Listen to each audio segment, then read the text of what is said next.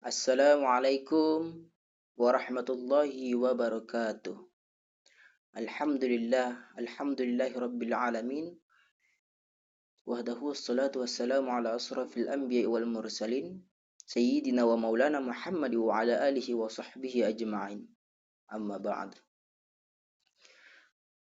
Bersyukur kepada Allah dengan mengucapkan alhamdulillahi rabbil alamin, dan berselawat kepada Nabi dengan mengucapkan Allahumma salli wa sallim wa barik ala sayyidina Muhammad wa ala ali sayyidina.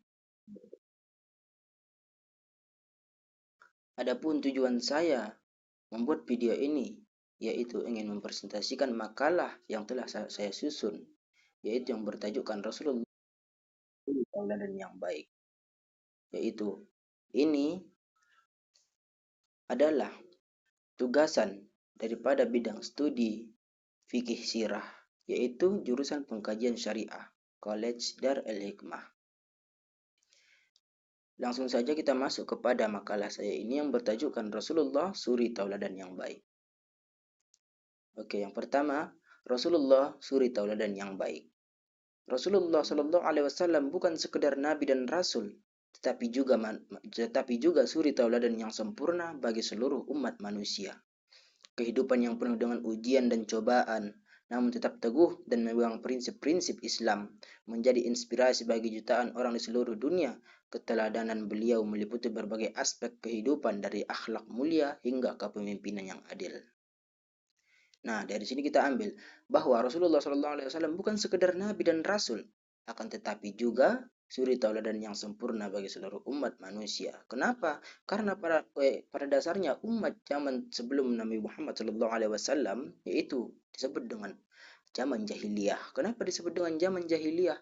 Karena pada zaman itu bukan karena kebodohan orang-orang tersebut, bukan karena tidak pandai dalam segala hal, akan tetapi yang disebut dalam ini adalah jahiliyah, yaitu kebodohan dari segi akhlaknya.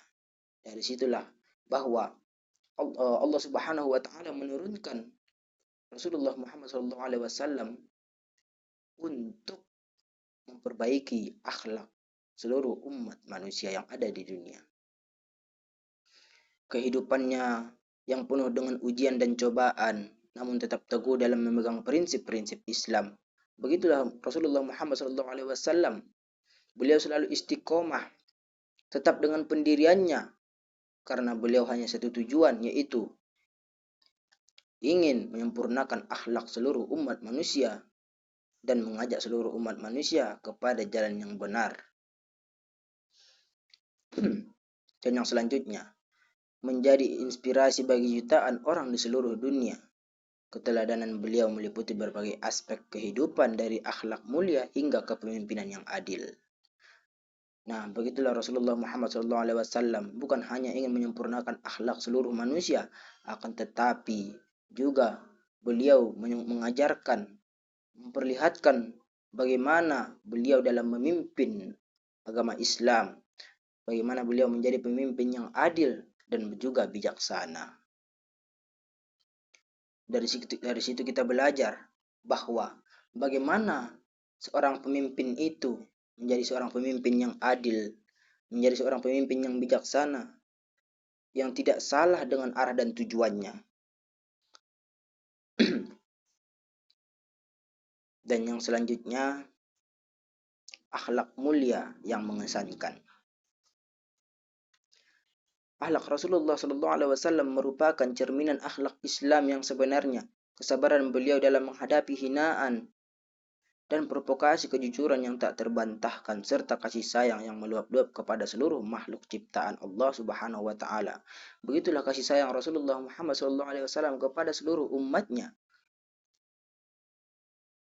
yang pada dasarnya ketika beliau mengembangkan agama Islam, yang beliau dicaci, dihina, dimaki dan segala macam, akan tetapi beliau hanya membalasnya dengan doa yang baik. Beliau tidak melawan orang tersebut dengan doa yang buruk, akan tetapi beliau masih tetap sayang kepada musuhnya sendiri. Padahal orang tersebut sudah menghina Rasulullah SAW, telah mencaci Rasulullah SAW, akan tetapi Rasulullah SAW membalas dengan kebaikannya. Oleh sebab itu dari segi ini kita belajar kepada Rasulullah, kita belajar apa yang dilakukan oleh Rasulullah SAW itu semuanya adalah baik. Begitulah kesannya bahwa Rasulullah SAW itu benar-benar berjuang, tetap benar-benar istiqomah dalam memperjuangkan agama Islam ini. Dan beliau menjadi contoh tauladan yang patut kita tiru. Beliau selalu bersikap lemah lembut bahkan kepada musuh-musuhnya sekalipun. Nah, tadi sudah kita jelaskan. Begitulah Rasulullah SAW kepada musuhnya sekalipun beliau tetap lemah lembut. Karena apa kata beliau? Ya Allah, tunjukilah orang tersebut. Kenapa? Karena sebenarnya dia tidak tahu. Kalau sekiranya dia tahu ya Allah, pasti dia tidak akan melakukan hal tersebut. Oleh sebab itu, begitulah Rasulullah SAW dalam menanggapi musuh-musuhnya. Beliau tidak pernah marah, tidak pernah benci kepada musuhnya, akan tetapi Rasulullah mendoakannya agar musuhnya tersebut kembali ke jalan yang benar. Sikap pemaaf beliau dan belas kasihannya menjadi bukti nyata kehebatan akhlak beliau. Nah, dari segi pemaafnya tersebut dan belas kasihannya, dari situlah bukti nyata kehebatan akhlak beliau, sopan santun beliau, moralnya, tata susila, tata krama, sopan santun, etika, dan segala macam. Nah, dari situlah bukti nyata bahwa akhlak beliau memang betul-betul mulia. Hadis-hadis yang diriwayatkan menggambarkan betapa beliau sangat menghargai nilai-nilai kemanusiaan dan selalu mengutamakan kebaikan dalam hal akhlak beliau. Allah Subhanahu wa taala telah menyebutkannya dalam Al-Qur'an pada surah Al-Ahzab ayat 21. Bismillahirrahmanirrahim. Laqad kana lakum fi Rasulillahi uswatun hasanatun liman kana yarjullaha wal yawmal akhir wa dzakarallaha katsira. Yang artinya, sesungguhnya telah ada pada diri Rasulullah itu suri tauladan yang baik bagimu, yaitu bagi orang-orang yang mengharapkan rahmat Allah Subhanahu wa taala dan kedatangan hari kiamat, dan dia banyak menyebut Allah. Nah, begitulah Rasulullah SAW telah ada pada dirinya, yaitu suri tauladan yang baik. Karena kita juga semua sudah pada tahu bahwa ilmu itu juga masih di bawah akhlak. Kenapa? Karena al-adabu fauqal ilmi. Sesungguhnya adab itu, akhlak itu, sopan santun itu, moral, tata krama, tata susila itu lebih tinggi nilainya dibanding daripada ilmu. Karena kenapa? Untuk apa kita punya ilmu, akan tetapi kita tidak punya adab sama sekali. Tidak punya akhlak sama sekali. Tidak punya moral sama sekali. Oleh sebab itu, disitulah dinyatakan bahwa akhlak itu lebih utama daripada ilmu. Dan yang selanjutnya, kepemimpinan yang adil dan bijaksana. Sebagai pemimpin Madinah, Rasulullah SAW menunjukkan kepemimpinan yang adil dan bijaksana. Beliau berhasil menyatukan berbagai suku dan agama yang berbeda di bawah satu naungan, menciptakan masyarakat yang damai dan harmonis. Kepemimpinan beliau berlandaskan Al-Quran dan As-Sunnah, selalu mengutamakan musyawarah dan keadilan dalam setiap pengembalian keputusan. Beliau juga sangat memperhatikan kesejahteraan rakyatnya, memastikan setiap individu mendapatkan hak dan keadilan yang sama.